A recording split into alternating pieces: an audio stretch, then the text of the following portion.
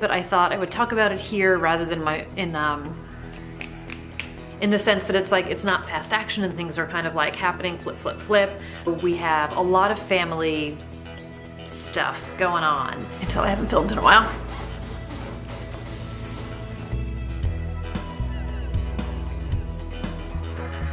Hi everyone, it's Audrey and welcome back to Chapter and Converse.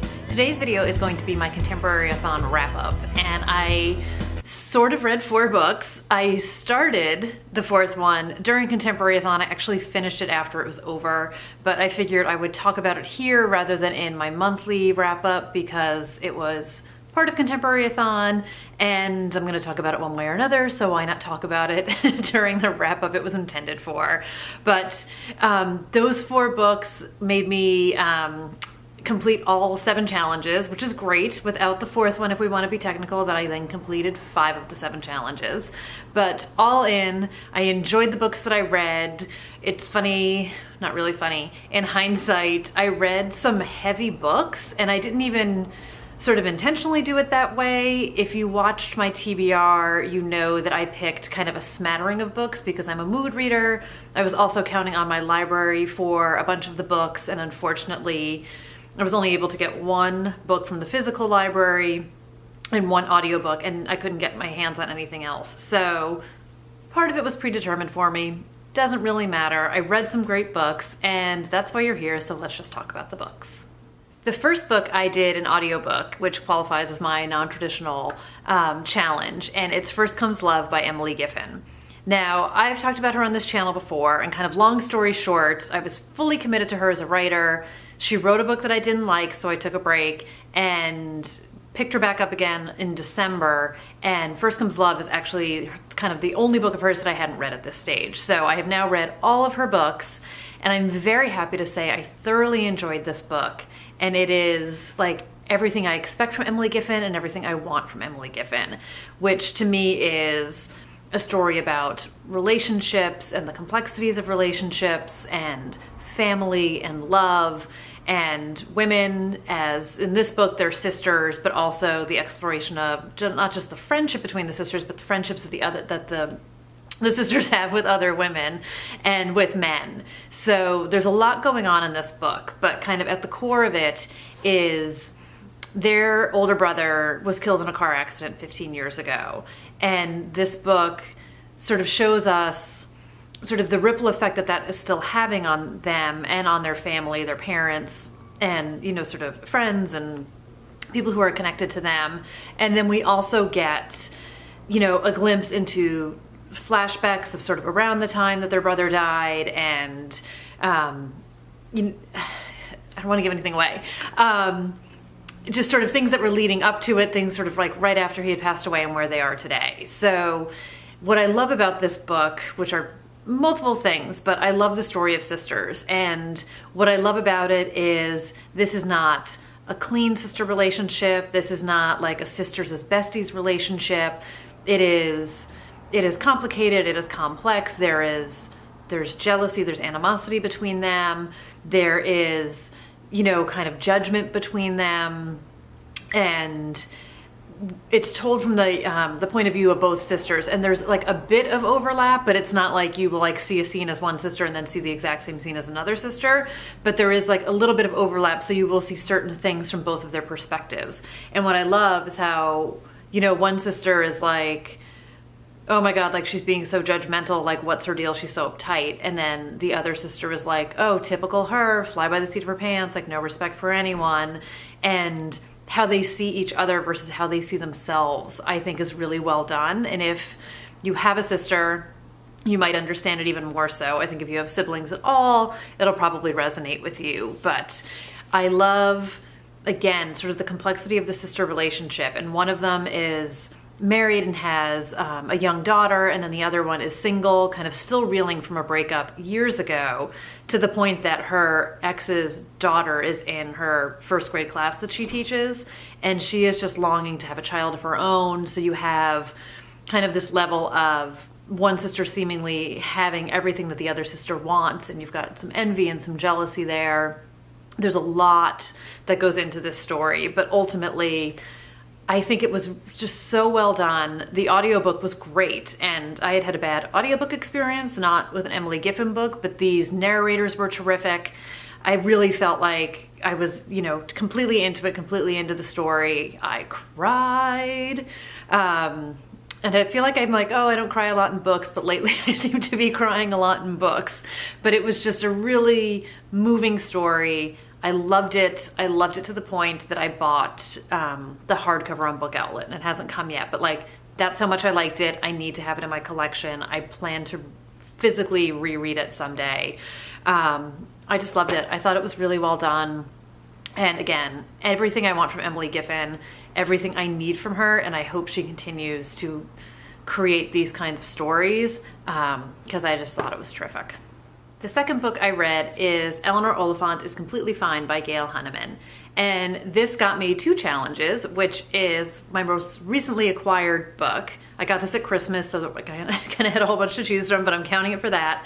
And then a picture on the spine, so it has the match on the side and some stars. And this is a book that I feel everybody has raved about, and I just kept seeing it over and over again, so I absolutely was curious to hear what it was all about, and I was excited, and all these people who love Eleanor and want to hug her and all this great stuff.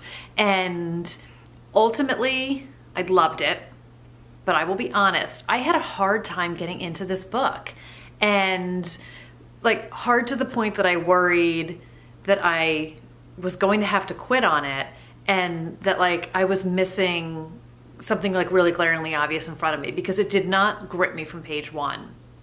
And I don't know if it's because it was like a little bit of a slow start, and I didn't not like Eleanor. I liked her. I liked her quirkiness. I liked her weirdness. I liked, kind of her filter-free, things that kind of would spit out of her mouth, and like her view of the world, and how she just didn't understand certain things, and she just was who she was, which I enjoyed. And I think, she winds up kind of becoming friends with this guy Raymond, who's an IT guy at work. And it's mostly because, and this is not a spoiler, the two of them sort of witness a man on the street collapse, and they wind up like trying to help him and calling 911 and getting him to a hospital. So they sort of are connected through this man, and they form a bit of a friendship through it. So we're at kind of obviously the very early stages of them getting to know each other, but I felt like I wasn't really in it with them, and it felt a little bit clunky to me at the start. So it took me a couple starts to get into it, and part of I think why I didn't even finish the 4th book in the timeline is because I was slow going on this. But like once I got into it, I flew through it and couldn't get enough of it, and was so invested in the story, and was so invested in them and what was going to happen next, and what crazy things she was going to say next. So if anyone else is out there and maybe you have started it but couldn't get into it, I would completely push on. And if you haven't read it yet but want to, and find yourself kind of not all in at the beginning, push on. And if you flew right through it, then I have no idea what was wrong with me. But a completely telling sign is like, I am someone who, dog ears, I don't know if you can see, like I fold down all my pages, and I write in the books, and I underline passages and things like that. And I didn't underline anything until, page 78 of this book. Whereas like I talked about Beartown, there was a line on like the 1st or 2nd page of the book where I was like, yep, I'm in. So this book it's complicated, and it's so moving, and it's sad. I cried, but there are happy moments to it. And I think all 4 of the books that I read ultimately had some level of heaviness to them, like I said at the beginning. But what I loved is, not all of them had sort of this tied up in a neat bow happy ending to them, but there is hope. The characters went on a great journey. You absolutely saw the arc of the characters, different trajectories that they went on. People made mistakes, people said bad things, and I'm not, like solely talking about this book, but, ultimately I think there is hopefulness. And, what I found so interesting about this book, and in the back of it, there's an interview with Gail Hunneman about the book and kind of what inspired it. And she had said how she had read this article in like the newspaper, I think, and it was an interview with this woman, and she was like a young woman, I think in her late 20s, working, you know, had her own apartment, had a successful job, all these things that Eleanor has. And there was a comment in it where she said, you know, she goes home Friday night after work and she doesn't speak to anyone again until she goes back to work on Monday morning. And it was a story about loneliness, and loneliness in the city, and loneliness when you're surrounded by people. And she said it really struck a chord with her, and it really struck a chord with me too. And I thought it was so interesting and really made me think about, you know, I spent most of my adult life in big cities and being surrounded by people, and how you can be, you know, all alone in a crowded room. And it was such an honest story about it, and I think a very realistic one. And I think this is probably something that many of us and many people face out there. So I thought she did a beautiful job with Eleanor and with her story, and she's such a unique character, and I absolutely want to throw my arms around her and hug her. I definitely needed a few days to process this book. I haven't even done my Goodreads review yet, but I was so moved by this book, and there were so many things about it that I thought were incredible. So pick this book up if you haven't. I feel so fortunate to finally understand what all the hype is about. I'm so glad I picked this book up for Contemporary-A-Thon, and that I finally read it, but I loved it. I absolutely loved it. The next book I read is Girl Made of Stars by Ashley Herring Blake. And this is my kind of dark taboo subject challenge and my blurple blue and purple on the cover challenge. And this is a book it's a YA book that I'd heard a lot about really last year in people's kind of wrap-up videos, or, you know, monthly, you know, best of type of videos. And I was curious about it. I've talked about this before. I'm not a huge YA reader, but I knew it was a heavy subject matter. I wanted to read it. I was curious about it. So there's a ton of stuff going on in this book, and this touches on so many different topics and subjects. At the core of it, and this is book jacket information, this is not a spoiler, this is about twin brother and sister Owen and Mara, and Owen's girlfriend Hannah accuses him of raping her at a party, and Hannah is also Mara's best friend. And this story ultimately is from Mara's perspective, and it is her, you know, trying to deal with, you know, could her brother be guilty of this, and her loyalty to her best friend. And it's a book that talks about sexual assault and consent and victim blaming, and, you know, kind of where their family is in this, and where Mara's loyalties are between friends and family.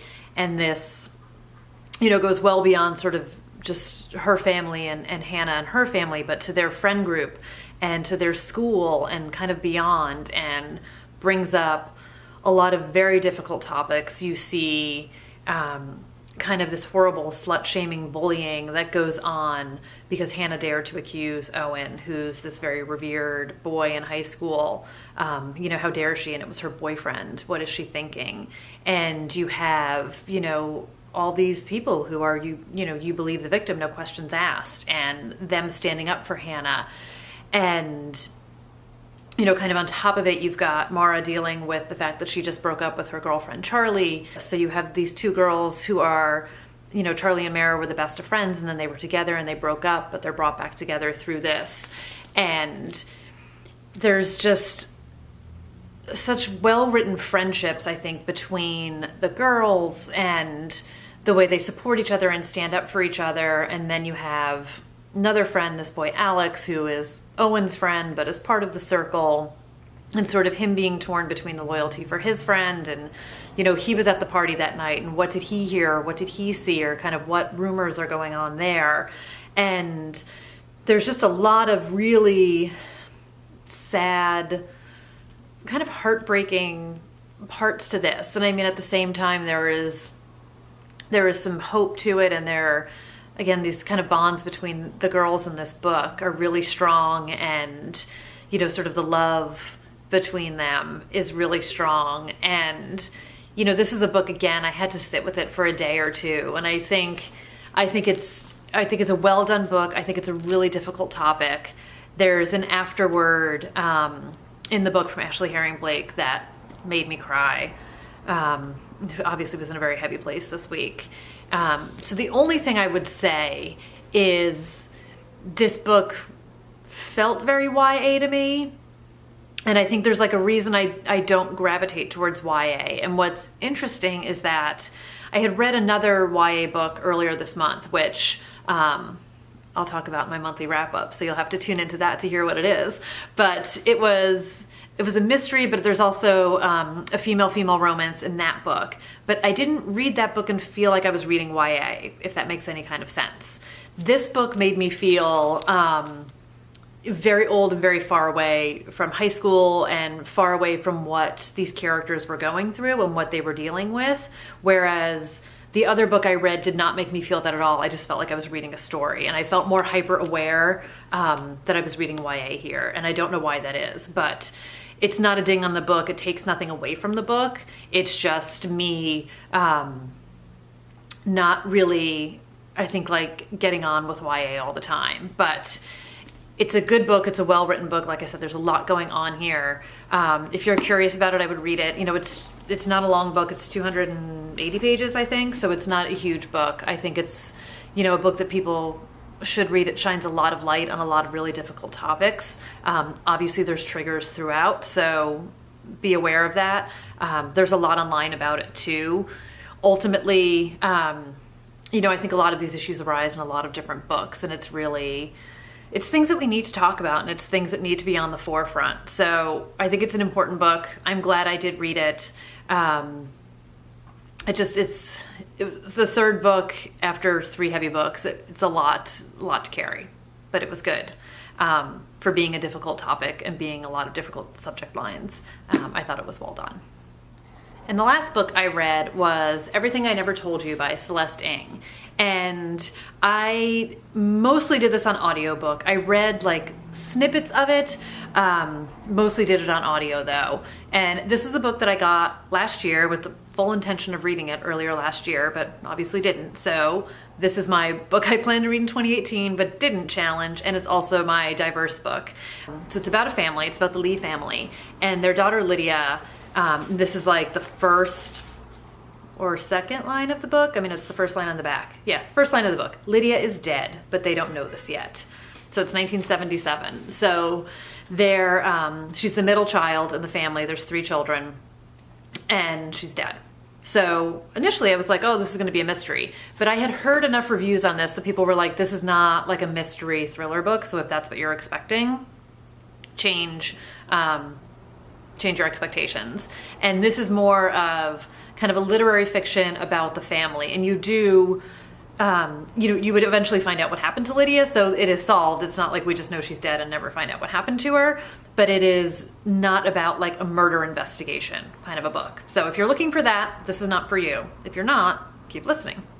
But this book, it is told, it goes back and forth in timeline. So it goes back to when kind of like right before her parents first meet and how they meet. So you get a background on the parents, when they get together, when they get married, and sort of as they're raising their children.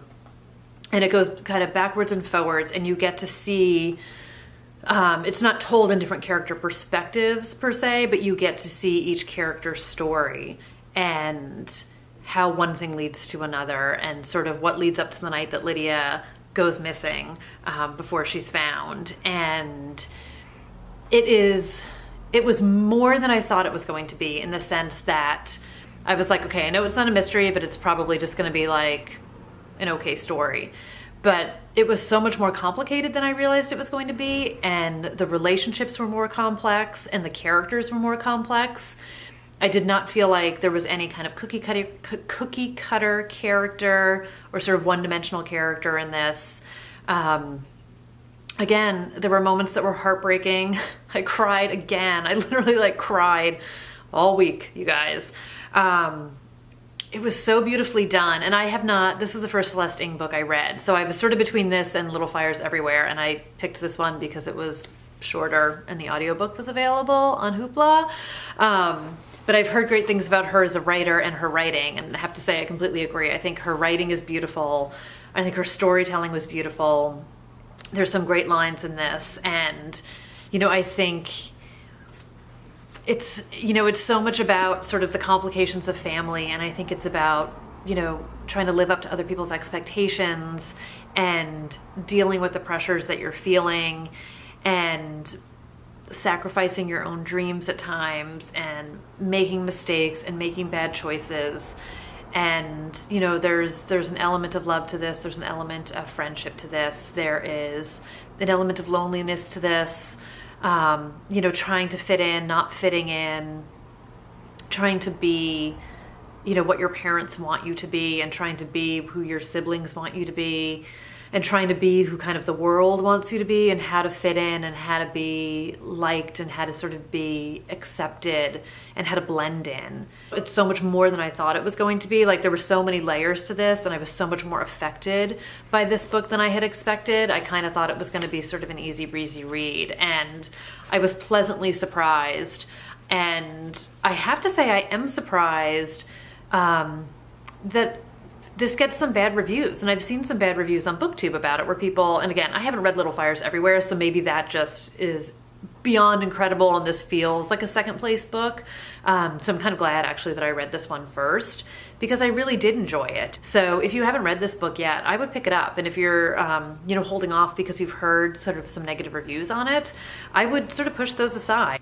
It is a slow-moving book, but there's always things happening. But it's kind of a very slow unfolding of the story. And again, you're going forwards and backwards in time.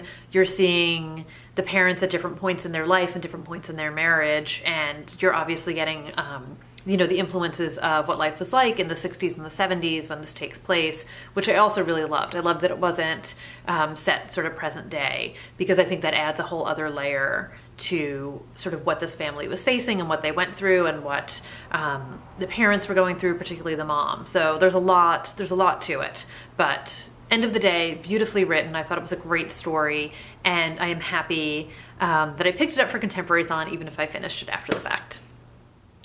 So that is my wrap up for my first Contemporary-A-Thon. I'm happy with how I did. This is the second week-long readathon that I've done, and I seem to sort of land on that 3 books, 3 and a little something seems to be my reading speeds. I'm really happy with how I did. I'm happy with the books that I read. I enjoy doing Contemporary-A-Thon. I watched the live show that the ladies did on the Saturday night, which was so much fun. Totally enjoyed that, totally enjoyed being a part of it. So thank you to Chelsea and Natasha and Julie and Melanie for all that they did for Contemporary-A-Thon. I failed completely at the Instagram challenges, mostly because I kind of forgot they existed. So I'm getting a little bit better, maybe the next readathon that I do, but totally enjoyed it. I'd love to know if you guys did Contemporary-A-Thon and kind of how many books you read, what you thought, if you've read any of these and what you thought. But thank you guys for watching today and hanging out for a bit. And I will be back with something new in a few days. So hopefully I will see you back here for that. Bye, everybody.